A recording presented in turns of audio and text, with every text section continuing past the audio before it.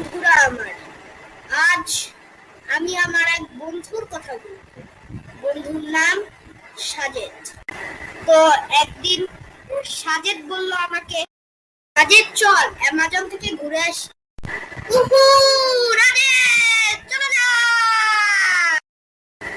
ওহ দোস্ত, জঙ্গলে তো চলে আসছি, চল কিছু খাই। তোরা আমি বলছিলাম দুইটা চিকেন লেগ পিস আনতে, তুই একটা আনছিস কে? চুপটা।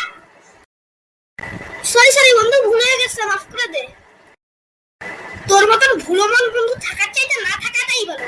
বন্ধু তুমি রাগ করো না, রাগের কিছু নেই, মাফ করে দাও বন্ধু, আমার বলার কিছু নেই। বন্ধু তুমি রাগ করিলে মন খারাপ হয় আমার। কেন আমি এত ভুলোমন হইতে গেলাম?